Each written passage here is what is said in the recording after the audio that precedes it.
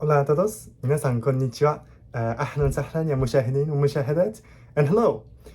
Antes de empezar, quiero decirles que en este video voy a hablar en más de un idioma, así que si quieren ver y escuchar todo el video, hay subtítulos en inglés. はい、始める前にちょっと言いたいことがありますけど、この動画ではいつかの言語で話しますから、このビデオのすべてを聞いたり見たりしたい方はぜひ字幕をつけて聞いてください。この字幕は日本語じゃないです。英語ですけど、スペイン語とかアラビア語を話しているとき、その言語より英語の方が分かりやすいかなと思いますから、ぜひつけていただければ幸いです。أوكي. قبل أن أبدأ بهذا الفيديو أريد أن أقول لكم أنني سأتحدث بهذا الفيديو بأكثر من لغة، ولذلك هناك ترجمة لكل الفيديو إلى اللغة العربية، وأنتم محظوظين لأنني لم أترجم هذا الفيديو إلى اللغتين اليابانية ولا الإسبانية، ولكنني ترجمته إلى الإنجليزية والعربية، فأنتم تستطيعون الاستماع إلى هذا الفيديو وقراءة ترجمة لكل ما أقوله باللغة العربية بلغتكم، فأرجو استخدام هذه الترجمة لكي تستطيعوا الاستماع إلى الفيديو كله وفهم كل أجزائه. شكرا. Okay, before I begin, I just want to say that in this video I'll be speaking more than one language, so if you want to understand the whole thing, there are subtitles in English, so please turn those on. Thanks. Okay, quiero comenzar con el idioma en que mis habilidades son las más débiles, y este idioma es español, porque hace mucho tiempo que no hablo español, y han pasado años desde la última vez que hablé español, pero también tengo un problema, y es que cuando hablo español, el español y el árabe mezclan en mi cerebro, así que tengo pausas, instintos equivocados con el vocabulario e incluso la gramática que necesito superar. Entonces les pido la paciencia y el perdón si hago unas pausas o cometo unos errores, pero intentaré hablar en solo español. Ok. ¿Qué quiero hacer en este video? En este video quiero hablar sobre algunos libros que leí recientemente y algunos libros parecidos que quiero leer en el futuro. El primer libro es el único libro que leí en español este verano, pero es Ficciones de Jorge Luis Borges. No he leído todo el libro, he leído la mitad del libro, pero cada cuento que leí me encantó.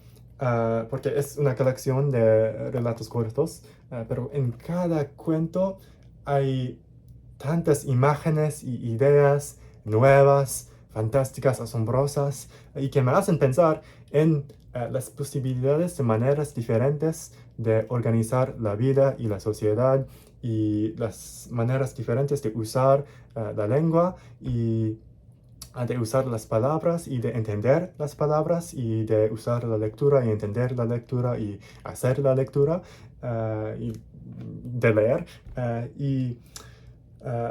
Wow, yo a mí me encanta este libro, y mis relatos favoritos de este libro fueron Las ruinas circulares, Pierre Menard, autor del Quijote, y La biblioteca de Babel. Me encantaron esos cuentos. Y también quiero leer otro libro del mismo escritor, El Aleph, y es también una colección de relatos cortos, y quiero leerlo después de terminar con este libro. Otra cosa, el uso de las palabras en este libro es tan preciso y específico que fue un poco difícil leer este libro, pero me ayudó una traducción en inglés, y espero poder leer y entender todo el libro sin usar sin la ayuda de la traducción, pero hay que practicar más para entender todas las todas las cosas específicas que usan el señor Borges en su escritura, y no quiero perder ningún detalle, y por eso Actualmente uso la traducción de inglés, la traducción en inglés, porque leo cada cuento en español primero y después lo leo en inglés, pero espero leer más y practicar más y poder leer sin la ayuda, leer y entender sin la ayuda de la traducción. OK。はい、ここから最近日本語で読んだ本について話したいと思います。最近読んだ日本語の本といえば2冊ありますけど、その2冊の最初は吉本ばななさんのキッチンです。この小説は結構短いです。2日間ぐらいで終われましたけど、すごく好きでした。この本には出来事はそんなにありませんけど、その代わりに登場人物の感情とか人間関係、そういうことがすごくよく描かれています。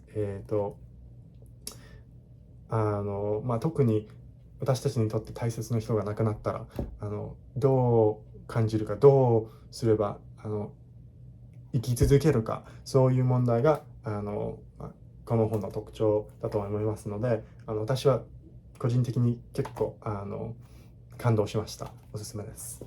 その後松本清張さんの天と線を読みました。これは推理小説ですけど、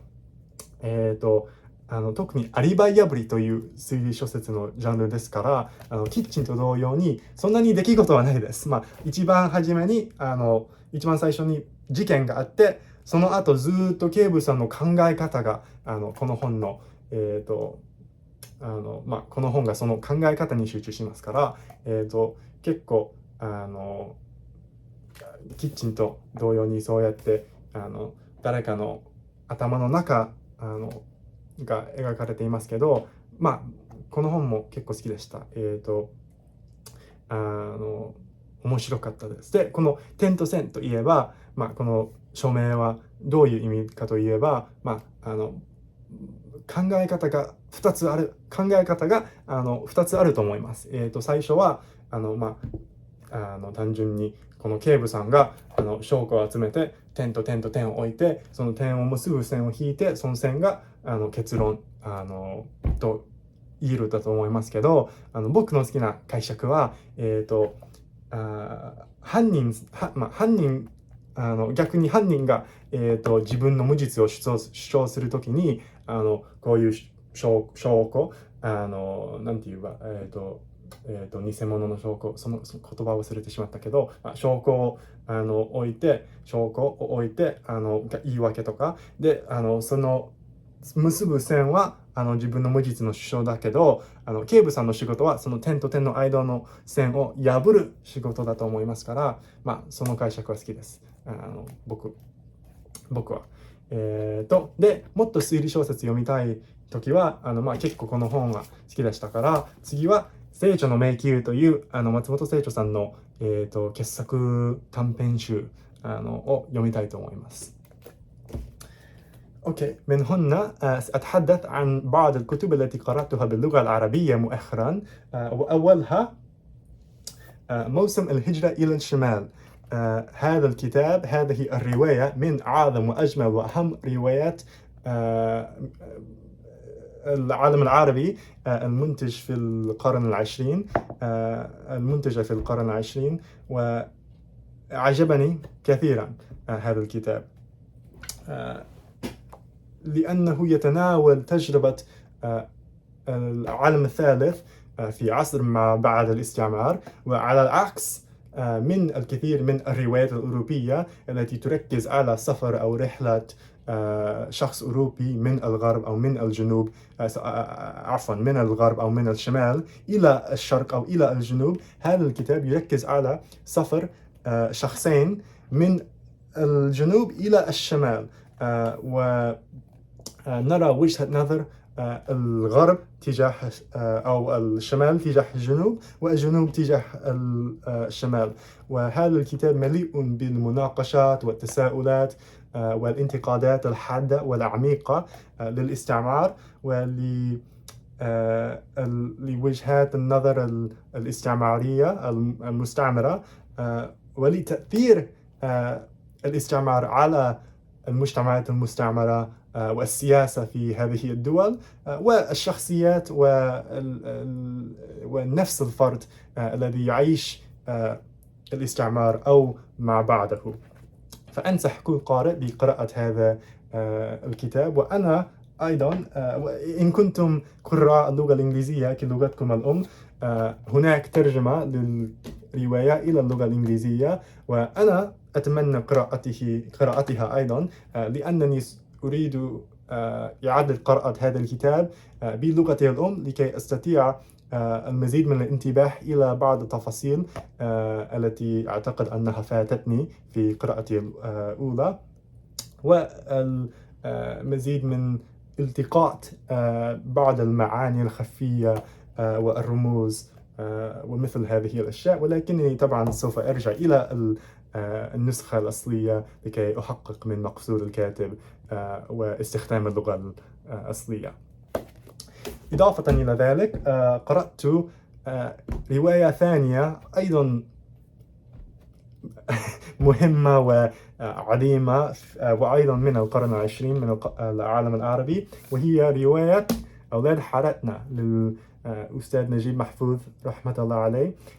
وهذا الكتاب أنا لم أعتقد أنني سأحبه قدر ما أحببته، ولكنه لأنني كنت أعرف أنه يتناول قصص الأديان السماوية وأنبياء الأديان السماوية، تحديدا سادتنا آدم وموسى وعيسى عليهم السلام، الرسول محمد صلى الله عليه وسلم. وحتى في آراء البعض يتصور الذات الإلهية في شخصية الجبلاوي. فما أنا شخصيا ما أحب الرمزيات، ولكنني أحببت هذا الكتاب، عجبني كثيرا لأنني أدركت أنه ليس مجرد نسخة بسيطة للقصص الدينية، بل إنه استخراجا وإبرازا لبعض التناقضات والتساؤلات والمعادلات التي عاشها وما زال يعيشها البشر في رحلته الروحانية، نعم، بل أيضا السياسية والاجتماعية والشخصية والنفسية. فأحببت هذا الكتاب لذلك السبب، وأحببت أنه كتابا يناقش علم النفس وعلم الإنسان في الوقت ذاته. فمن ناحية يتحدث عن الأحداث والظروف التي تتسبب بثورات أو انقلابات أو نجاح أو فشل حركات دينية واجتماعية، ولكن في الوقت نفسه يتحدث عن تأثير هذه الحركات وهذه الظواهر على شخصية هذه الشخصيات، وعلى على نفس الفرد، وعلى الروح، وعلى المشاعر وهذه الأشياء. فأحببت هذا الكتاب وأستطيع التحدث عنه لوقت طويل، ولكنني سأنتهي بالقول بأنني أتمنى أن أعيد قراءته الكثير من المرات في حياتي. وإضافة إلى ذلك أريد استمرار قراءتي في كتب الأستاذ نجيب محفوظ. فلدي أيضا زقاق المذاق وبين القصرين التي هي أول رواية في ثلاثية القاهرة المعروفة. فأتطلع بالحماس إلى هذه القراءات القادمة إن شاء الله. Okay, lastly, I want to talk quickly about some books that I read in English. I read a number of different things, and I'll talk about all of them in a longer, different video about just summarizing what I've read this year. But in this video, I want to focus on Shakespeare, and specifically 4 of the larger number of Shakespeare plays that I read this summer. I've got 1 tragedy, 1 history, and 2 comedies. So the tragedy is King Lear. I read all 4 of the great tragedies of Shakespeare this summer. And King Lear was the one that stood out the most to me. I'd already read Hamlet and Macbeth, and Othello and King Lear were new, but King Lear, it just felt so intense and so powerful. And I think this is a play that will really benefit from a second read. I mean, all of the great plays benefit because they're just great plays and you want to spend more time with them and get more out of them. But I think King Lear, it was kind of a lot the first time I read it, but I really want to read it again and see it in production, because I think that will help me just, now that I know where it's going and now that I know the sort of overall arc and the players in motion, I can really feel the tragic force when I experience that slow build. Of course, I loved a lot of moments from the end, the sort of end point of the trajectory of these characters. But I liked watching it slowly develop, but I think a second read will really just make that process even more delicious. So I'm looking forward to reading this again. The history is Richard II. I read all 8 of Shakespeare's connected histories, not King John or Edward, but and this is the first of them. And it was also my favorite. I just really enjoyed, narratively, I enjoyed the structure, what Marjorie Garber calls the chiastic structure, the X-shaped structure where Henry IV ascends and Richard II descends. I love the two Richard II's, kind of where you have the before Richard and the after Richard, and that second Richard is just, I, as many people do, really love that character, and really love this brutal picture of the kind of tragically self-aware, political failure of a king. And I also enjoyed the way that this play kind of set up a lot of the questions of political succession and political legitimacy that are major themes in the other plays in this genre of Shakespeare, and also the questions of the nature of political power and its psychological impact on the people who have it and lose it. I really enjoyed that. So this is also a great play that I really liked. And then lastly, 2 just fun tragedies that I enjoyed, comedies that I enjoyed, Much Ado About Nothing and Twelfth Night. Much Ado About Nothing, just a funny play. I really liked Benedict and Beatrice, and really liked how, they're cast as the like witty kind of comic characters. I mean, they're cast as the witty sort of sardonic characters, but I think they're actually 2 of the most earnest characters in this play. Other characters are kind of weird, but I really liked them, and it was just a great play. Twelfth Night was a really satisfying play because of the whole structure of the classic, setup of mistaken identity and twins, but at the same time as being super accessible and easy to get into, just because it's satisfyingly set up and it's really funny. It also, I think, has a lot of, it raises a lot of deeper questions of identity and the performance of gender, and even ambiguity about the treatment of Malvolio, and so, or how we're supposed to respond to that. So I thought it was a great play, really enjoyed it. Yeah, and then lastly, of the things that I want to read in the future that are similar to what I just read, I'll talk about 3 more Shakespeare plays that I want to read, 2 tragedies, 1 comedy.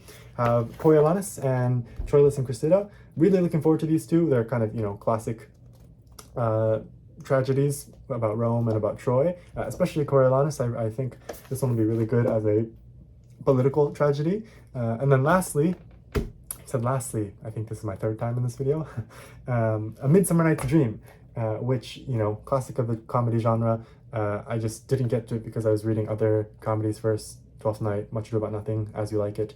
But I'm looking forward to this. I think I'm going to really enjoy it. And yeah, it's next up on the list. Okay, thank you for watching this whole video. I hope you enjoyed it. I'm hoping to make more videos like this in the future, so hopefully I will see you soon. شكرا لكم للاستماع إلى هذا الفيديو أو لمشاهدته. أتمنى أن استمتعتم بمشاهدة الفيديو، وأريد إن شاء الله أن أعمل المزيد من الفيديوهات مثل هذا الفيديو في المستقبل، فإن شاء الله سوف أراكم في تلك الفيديوهات في المستقبل القريب. 皆さんこのビデオを見てくださって本当にありがとうございます。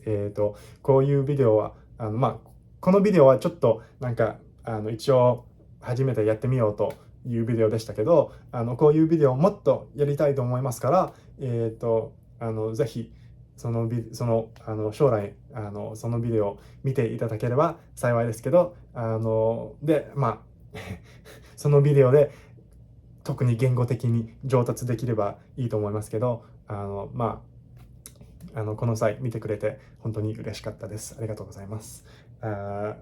Muchas gracias para escuchar este video y verlo, y quiero hacer más videos como este video en el futuro, y quiero mejorarme en el español y en el video, pero necesito practicar, por supuesto, y muchas gracias.